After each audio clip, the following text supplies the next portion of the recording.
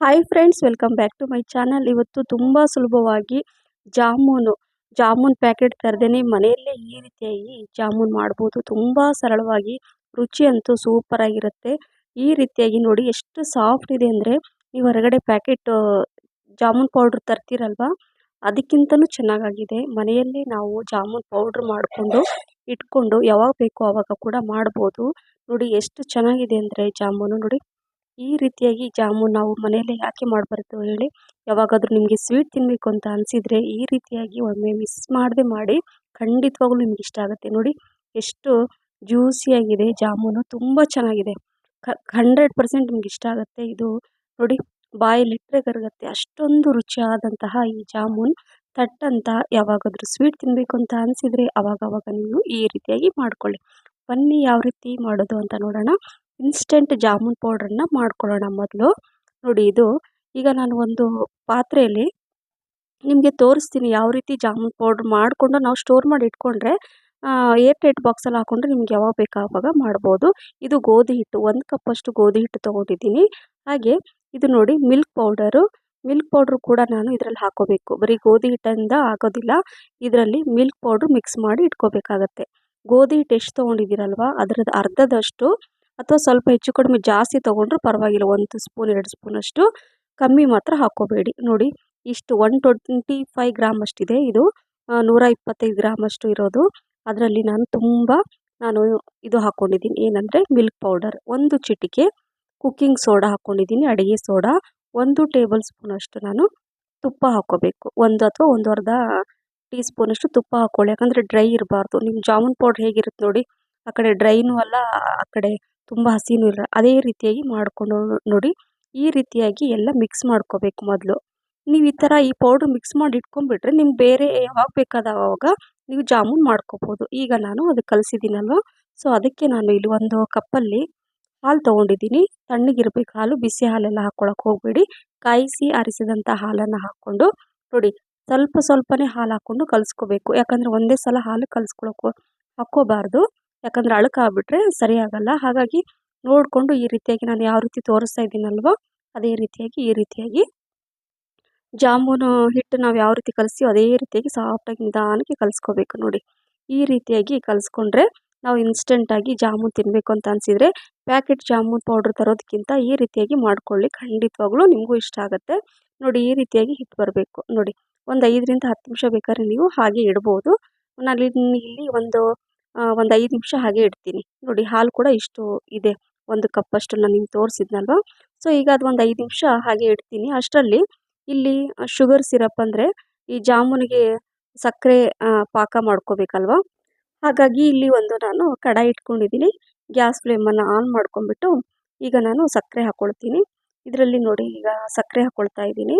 ನಿಮಗೆ ಸ್ವೀಟ್ ಎಷ್ಟು ಬೇಕೋ ಅಷ್ಟು ನೋಡಿಕೊಂಡು, ಕೆಲವರು ತುಂಬ ಸ್ವೀಟ್ ಇಷ್ಟಪಡ್ತಾರೆ, ಕೆಲವರು ನಾರ್ಮಲ್ ಸ್ವೀಟ್ ಇರಲಿ ಅಂತಾರೆ. ಸೊ ಇಲ್ಲಿ ನಾನು ಅರ್ಧ ಕಪ್ಪಷ್ಟು ಸಕ್ಕರೆನ ಹಾಕ್ಕೊಳ್ತಾ ಇದ್ದೀನಿ. ನೋಡಿ ಈ ರೀತಿಯಾಗಿ ಸಕ್ಕರೆ ಹಾಕ್ಕೊಂಡು 3 ಕಪ್ಪಷ್ಟು ನಾನು ನೀರು ಹಾಕ್ಕೊಳ್ತಾ ಇದ್ದೀನಿ. ಹೆಚ್ಚು ಕಡಿಮೆ ನೀರು ಹಾಕ್ಕೋಬೋದು, ಆ ಥರ ಏನಿಲ್ಲ, ಇಷ್ಟೇ ಹಾಕ್ಕೋಬೇಕಂತ. ಸ್ವಲ್ಪ ಹೆಚ್ಚು ಕಡಿಮೆ ಸಕ್ಕರೆ ನೀರು ನಡೆಯುತ್ತೆ. ಸೊ ಈಗ ಇಲ್ಲಿ ನಾನು ಏಲಕ್ಕಿನ ಈ ರೀತಿಯಾಗಿ ಸಿಪ್ಪೆ ಸಮೇತ ಬೀಜ ತೆಗೆದುಬಿಟ್ಟು ಹಾಕ್ಕೊಳ್ತಾ ಇದ್ದೀನಿ. 3-4 ಏಲಕ್ಕಿನ ಹಾಕ್ಕೊಂಡು ಇದು ಪಾಕ ಮಾಡಲಿಕ್ಕೆ ಇಡೋಣ. ಜಸ್ಟ್ ಈ ಲಿಕ್ವಿಡ್ ಒಂಥರ, ಈಗ ಏನಂದರೆ ತುಂಬ ಪಾಕ ಮಾಡಿ ತುಂಬ ಗಟ್ಟಿ ಮಾಡ್ಕೋಬಾರ್ದು, ಮೀಡಿಯಮ್ ಆಗಿರಬೇಕು.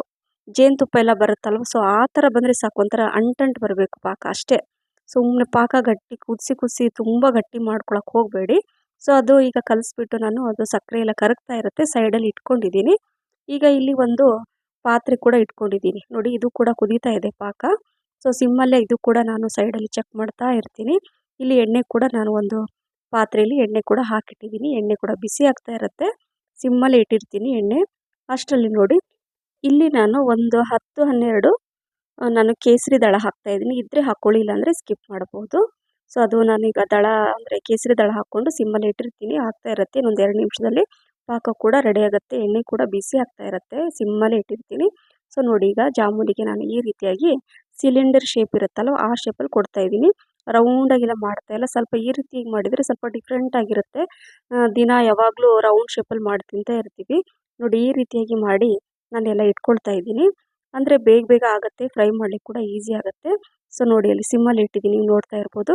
ಸೊ ಈಗ ಎಣ್ಣೆ ಕೂಡ ನಿಧಾನಕ್ಕೆ ಮೀಡಿಯಂ ಫ್ಲೇಮಲ್ಲೇ ಬಿಸಿ ಆಗ್ತಾ ಇರುತ್ತೆ, ಹಾಗೆ ಪಾಕ ಕೂಡ ಅಲ್ಲಿ ಕುದೀತಾ ಇರುತ್ತೆ. ಈ ರೀತಿಯಾಗಿ ನಾವು ಮಾಡಿಕೊಂಡ್ರೆ ಬೇಗ ಆಗುತ್ತೆ, ಟೈಮ್ ಕೂಡ ಸೇವ್ ಆಗುತ್ತೆ. ಸೊ ಈಗ ನೋಡಿ ಎಲ್ಲ ಇದೇ ರೀತಿಯಾಗಿ ಸಿಲಿಂಡರ್ ಶೇಪಲ್ಲಿ ಈ ಜಾಮೂನನ್ನು ಮಾಡಿಕೊಂಡು ಈಗ ಕಾದಿರುವ ಎಣ್ಣೆಯಲ್ಲಿ ನಾನು ಮೀಡಿಯಂ ಫ್ಲೇಮಲ್ಲೇ ಅಥವಾ ಲೋ ಫ್ಲೇಮಲ್ಲಿ ಇಟ್ಕೊಂಡು ಮಾಡ್ಕೋಬೇಕಾಗತ್ತೆ. ಎಣ್ಣೆ ಬಿಸಿ ಆದಮೇಲೆ ಲೋ ಫ್ಲೇಮಲ್ಲಿ ಇಟ್ಕೊಂಡು ನಿಧಾನಕ್ಕೆ ಫ್ರೈ ಮಾಡ್ಕೋಬೇಕು. ಕಲರ್ ಈ ರೀತಿಯಾಗಿ ಗೋಲ್ಡನ್ ಕಲರ್ ಬರಬೇಕು, ಎಲ್ಲ ಒಂದೇ ರೀತಿಯಾಗಿ ಕಲರ್ ಬರಬೇಕು ನೋಡಿ. ಹೈ ಫ್ಲೇಮಲ್ಲಿ ಇಟ್ಬಿಟ್ಟು ಏನಾಗುತ್ತೆ, ಒಳಗಡೆ ಹಸಿಯಾಗಿರುತ್ತೆ, ಮೇಲೆ ಫ್ರೈ ಆದಂಗೆ ಕಾಣಿಸುತ್ತೆ. ಹಾಗಾಗಿ ನೀವು ಎಣ್ಣೆ ಬಿಸಿ ಆದಮೇಲೆ ಲೋ ಫ್ಲೇಮಲ್ಲಿ ಇಟ್ಕೊಂಡು ನಿಧಾನಕ್ಕೆ ಈ ರೀತಿಯಾಗಿ ಮಾಡಿಕೊಂಡು ಎಲ್ಲ ನಾನು ಫ್ರೈ ಮಾಡಿಕೊಂಡು ಸೈಡಲ್ಲಿ ಇಟ್ಕೊಳ್ತೀನಿ. ಹಾಗೆ ಸಿರಪ್ ಕೂಡ ರೆಡಿಯಾಗಿದೆ, ಶುಗರ್ ಸಿರಪ್ಪು ನೋಡಿ. ಇದೇ ರೀತಿಯಾಗಿ ಉಳಿದಿರೋಂಥದ್ದನ್ನು ಹಾಕ್ಕೊಂಡು ಫ್ರೈ ಮಾಡ್ಕೊತಾ ಇದ್ದೀನಿ. ಹಾಗೆ ಅಲ್ಲಿ ನಾನು ಚೆಕ್ ಮಾಡ್ತಾ ಇರ್ತೀನಿ, ಅದು ಶುಗರ್ ಸಿರಪ್ಪು ಅಂದರೆ ಮಿಕ್ಸ್ ಮಾಡ್ತಾ ಇರ್ಬೇಕು. ಜಾಸ್ತಿ ಎಲ್ಲ ಕುಕ್ ಆಗಬಾರ್ದು, ಹೇಳಿದ್ನಲ್ವ, ಜೇನುತುಪ್ಪದ ಥರ ಒಂಥರ ಲಿಕ್ವಿಡ್ಡು ಅಂಟಂಟಾಗಿರಬೇಕು ಅಷ್ಟೇ. ಶುಗರ್ ಸಿರಪ್ಪು ತುಂಬ ಚೆನ್ನಾಗಿರುತ್ತೆ, ರುಚಿ ಕೂಡ ಜಾಸ್ತಿ ಇರುತ್ತೆ.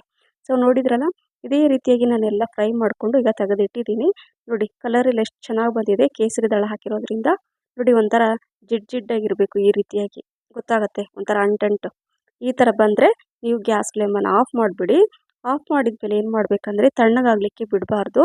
ತಕ್ಷಣ ಬಿಸಿ ಇರೋ ಪಾಕದಲ್ಲೇ ಈಗ ಏನು ಫ್ರೈ ಮಾಡಿಟ್ಟಿದ್ದೀವಲ್ಲ ಈ ಜಾಮೂನನ್ನು ಇದರಲ್ಲಿ ಹಾಕ್ಕೋಬೇಕಾಗತ್ತೆ. ಈ ಶುಗರ್ ಸಿರಪ್ ಏನಾದರೂ ತಣ್ಣಗಾದರೆ ಅಷ್ಟು ಚೆನ್ನಾಗಿರಲ್ಲ. ಹಾಗಾಗಿ ತಕ್ಷಣ ನೀವು ಗ್ಯಾಸ್ ಫ್ಲೇಮನ್ನು ಆಫ್ ಮಾಡ್ತೀರಲ್ವ, ತಕ್ಷಣವೇ ನೀವು ಫ್ರೈ ಮಾಡಿದಂಥ ಈ ಜಾಮೂನನ್ನು ಇದರಲ್ಲಿ ಹಾಕ್ಕೊಂಡು ಮಿಕ್ಸ್ ಮಾಡಬೇಕು. ನೋಡಿ ಎಷ್ಟು ಚೆನ್ನಾಗಿ ಕಲರ್ ತುಂಬ ಚೆನ್ನಾಗಿ ಬಂದಿದೆ. ನನಗಂತೂ ತುಂಬ ಖುಷಿ ಆಯಿತು ಈ ರೀತಿಯಾಗಿ ಮಾಡಿ. ನೀವು ಕೂಡ ಒಮ್ಮೆ ಟ್ರೈ ಮಾಡಿ, ಖಂಡಿತವಾಗ್ಲೂ ತುಂಬ ಇಷ್ಟಪಟ್ಟು ತಿಂತಾರೆ, ಎಲ್ಲರೂ ಇಷ್ಟಪಟ್ಟು ತಿಂತಾರೆ. ನೋಡಿ ಎಷ್ಟು ಚೆನ್ನಾಗಿ ಕಾಣಿಸ್ತಾ ಇದೆ, ತುಂಬ ಚೆನ್ನಾಗಿ ಬಂದಿದೆ ಕಲರ್. ನೋಡಲಿಕ್ಕೆ ಎಷ್ಟು ಚೆನ್ನಾಗಿ ಕಾಣಿಸ್ತಾ ಇದೆಯೋ, ರುಚಿ ಮಾತ್ರ ಅದರ ಡಬಲ್ ಇದೆ ಅಂತ ಹೇಳ್ಬೋದು. ಈಗ ಒಂದು ಅರ್ಧ ಗಂಟೆ ನಾನು ಮುಚ್ಚಿಟ್ಟಿರ್ತೀನಿ, ನಂತರ ನಿಮಗೆ ತೋರಿಸ್ತೀನಿ. ರುಚಿ ಅಂತೂ ಹೇಳೋಕ್ಕಾಗಲ್ಲ, ಅಷ್ಟೊಂದು ರುಚಿಯಾಗಿರುತ್ತೆ.